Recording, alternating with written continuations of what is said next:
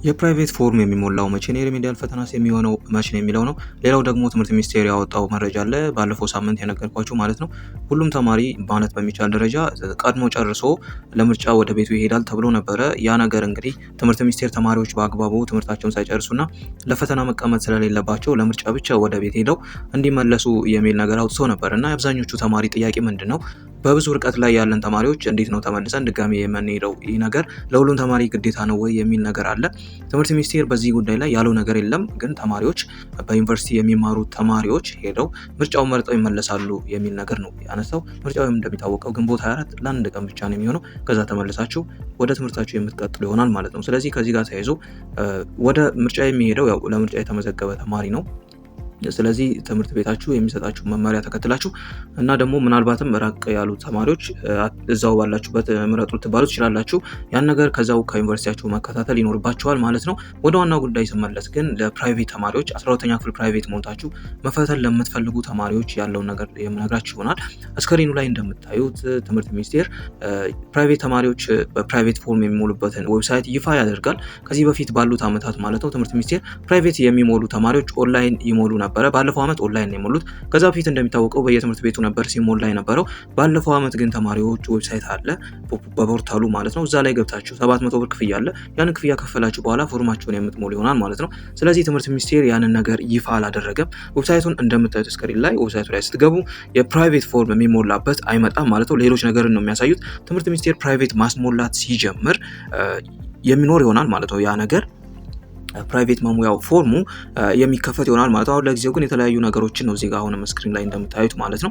እነዛን ነገሮች ተከታትለን ለእናንተ የምናደርስ ይሆናል። ስለዚህ የተለያዩ መረጃዎችን የምታዩት የፕራይቬት ፎርም ተጀመረ የሚባለው ነገር ዌብሳይቱ ስለሰራ ተጀመረ ማለት አይደለም። ትምህርት ሚኒስቴር ከዚህ በፊት ሲያደርግ እንደነበረው ለሁሉም ተማሪዎች ፕራይቬት የሚሞላበትን ቀን በይፋ በማህበራዊ ገጾቹ ይፋ ያደርጋል። ሌሎች እና ቲክቫ አይነት ታማኝ ምንጮች ደግሞ የሚጽፉት ወይም ደግሞ በቻናላቸው በቴሌግራም ቻናላቸው ፖስት ያደርጋሉ። እኛም በቴሌግራም ቻናላችን ሊንኩን ፖስት እናደርጋለን። ሊንኩ አለ፣ አሁን ፖስት አደርግላችኋለሁ ሊንኩን፣ እዛ ላይ ገብታችሁ መከታተል ትችላላችሁ። ግን አሁን ያለው ነገር ፕራይቬት ፎርም አልተጀመረም ማለት ነው። ስለዚህ ፕራይቬት ቀረ እንዴ ላላችሁ አሁን ኢቭን አንዳንድ ቦታዎች ላይ ነው የ12 ራሱ ፎርም መሙላት የጀመሩት።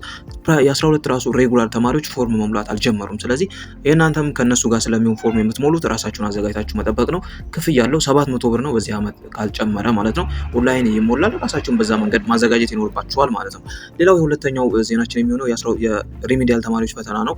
ሪሜዲያል ተማሪዎች እንግዲህ ቴንታቲቭ ስኬጁል ማለት ነው የሪሜዲያልን ስነግራችሁ ግንቦት 24 እስከ 28 ይሆናል ተብሎ ነበር። ፈተና ግን በ2018 ዓ.ም የሚካሄደው ሀገር አቀፍ ምርጫ ግንቦት 24 ነው እና ደግሞ ተማሪዎችም ለምርጫ ወደ ቤታቸው ስለሚሄዱ ፈተናው ግንቦት 24 አይሆንም ማለት ነው። እንደ አንዳንድ መረጃዎች ኦፊሻል አልወጣም። ከሰኔ 3 ጀምሮ ፈተና ይኖራል የሚል ነገር ነው ያለው ማለት ነው። ለሪሜዲያል ተማሪዎች ምናልባት በየግቢያችሁ ተነግሯችሁ ይሆናል። ያን ነገር ኮሜንት ላይ ጻፉልኝ ግቢያችሁ ከተነገረ። ግን ከሰኔ 3 ጀምሮ የሪሜዲያል ፈተና ይሆናል ተብሎ ይጠበቃል ማለት ነው። ስለዚህ ከምርጫ ጋር በተያያዘ ቀድማችሁ የምትፈተኑት ነገር አይኖርም ለምርጫ ተብሎ ማለት ነው። ግን የግቢያችሁን የሚሰጣችሁን ኢንፎርሜሽን በደንብ መከታተል ይኖርባችኋል።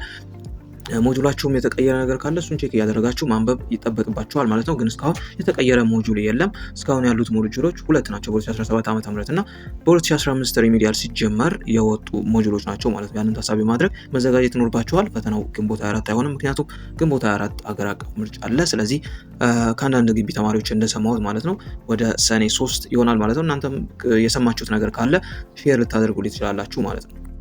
እያንዳንዱን ኢንፎርሜሽን ቴሌግራም ቻናል ላይ የማስቀምጥላችሁ ይሆናል። የቴሌግራም ቻናላችንን ዲስክሪፕሽን ቦክስ ላይ አስቀምጥላችኋለሁ። በዛ ገብታችሁ ማግኘት ትችላላችሁ ማለት ነው። በቴሌግራም ቻናላችን ሁሉም ኢንፎርሜሽን ይቀመጣሉ።